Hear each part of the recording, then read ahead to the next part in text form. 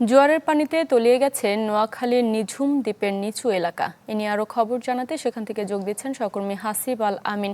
হাসিব, আমরা বেশ কয়েকদিন ধরেই নোয়াখালীতে জলাবদ্ধতার খবর শুনেছিলাম, এখন আবার জোয়ারের পানি, সব মিলিয়ে মানুষের ভোগান্তি কেমন দেখতে পাচ্ছেন?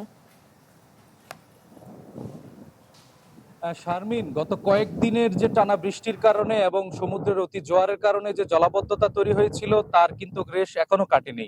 গত 3 দিন কিন্তু অতিরিক্ত জোয়ার চলছে। জোয়ারের ফলে বিশেষ করে যে নোয়াখালীর দ্বীপ উপজেলা হাতিয়া এবং নিঝুম দ্বীপ যে নিম্নাঞ্চলগুলো রয়েছে এবং যেগুলো আলাদা আলাদা চর রয়েছে, চর আতাউর, চর ওসমান, দমার চর থেকে শুরু করে বেশ কিছু চর কিন্তু নিমজ্জিত হয়েছে, তলিয়ে গেছে। সেখানকার ফসলি জমি, মাছের ঘের থেকে শুরু করে প্রধান যে সড়কগুলো রয়েছে যাতায়াতের এবং যে শিক্ষার্থীরা যে স্কুলে যাবে সেগুলোও কিন্তু নিমজ্জিত হয়ে গেছে পানিতে।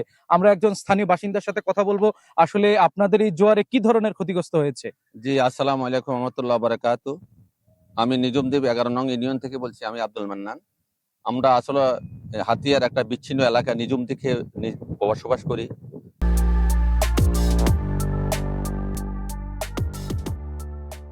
আসলে আমাদের থেকে ল্যান্ডে এবং নদীমাতৃক দেশ, আমাদের যোগাযোগ ব্যবস্থা অনেক খারাপ।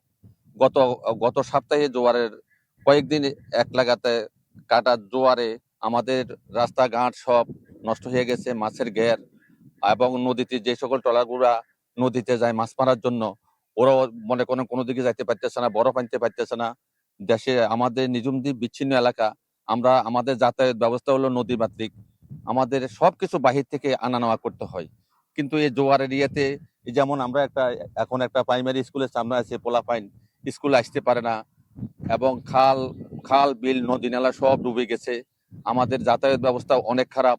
যেমন আমাদের গত কয়েকদিন আগে আমাদের 2 নং ওয়ার্ডে একটা মা বাচ্চা প্রসব করতে যায় দুনিয়া থেকে ইন্তেকাল করিয়াছেন, কিন্তু ওনাকে যে আমরা কোথাও নিব, কোনো হাসপাতাল নিব, সেই ব্যবস্থা ছিল না। কিন্তু সরকারের কাছে বারবার আমরা এগুলা নিয়ে, আমরা যারা মাছ চাষি আছি, যারা মাছ ব্যবসায়ী আছি, যারা নিজুম দ্বীপের শাসা আছে, সবাই সরকারের কাছে সবকিছু আমরা কয়েক বছর তুলে ধরি, কিন্তু সরকারি ভাবে। জি, এখানকার মানুষজন বলছিলেন তারা প্রতি বছরই জোয়ার এবং জলোচ্ছ্বাস এলে তারা ক্ষতিগ্রস্ত হন, কিন্তু সে অনুযায়ী তারা যে সরকারের কাছে যে সুবিধা পাওয়ার কথা সেগুলো কিন্তু তারা পাচ্ছেন না। কেবল তালিকায় সীমাবদ্ধ থাকে এই ধরনের দুর্যোগের খোঁজ খবর। জি শারমিন, এই ছিল আমার কাছে সর্বশেষ।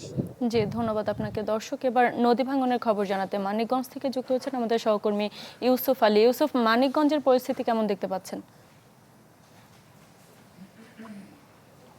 শারমিন, নদীতে পানি বৃদ্ধি এবং যে স্রোতের কারণে নদীর যে তীরবর্তী এলাকা রয়েছে সেখানে কিন্তু ব্যাপক ভাঙন দেখা দিয়েছে। বিশেষ করে মানিকগঞ্জে পদ্মা এবং যমুনা, যে বড় দুটি নদী রয়েছে, এই নদীর যে তীরবর্তী এলাকা রয়েছে, যেমন যমুনা নদী মানিকগঞ্জের দৌলতপুর, পদ্মা নদী, এটি মানিকগঞ্জের হরিরামপুর এবং শিবালয় উপজেলা, সেখানে কিন্তু অবস্থান। তো এই বড় যে দুটি নদী, এই বড় দুটি নদীর তীরবর্তী এলাকা রয়েছে, সেখানে কিন্তু ব্যাপক ভাঙন দেখা দিয়েছে। গত মাসখানেক বেশি হয়ে গেছে। তো বিশেষ করে মানিকগঞ্জের দৌলতপুরের বাগুটিয়া, জিয়নপুর, বাসামারা, যে 4টি ইউনিয়ন রয়েছে, সেই ইউনিয়নে ভাঙন দেখা দিয়েছে। গত কয়েকদিন আগে আপনার বাগুটিয়া ইউনিয়নের একটি সুকুরিয়া দাখিল মাদ্রাসা, সেটি কিন্তু ভাঙনের সম্মুখীন রয়েছে, যে কোনো মুহূর্তে ভেঙে যেতে পারে। এছাড়া মানিকগঞ্জের হরিরামপুর উপজেলার যে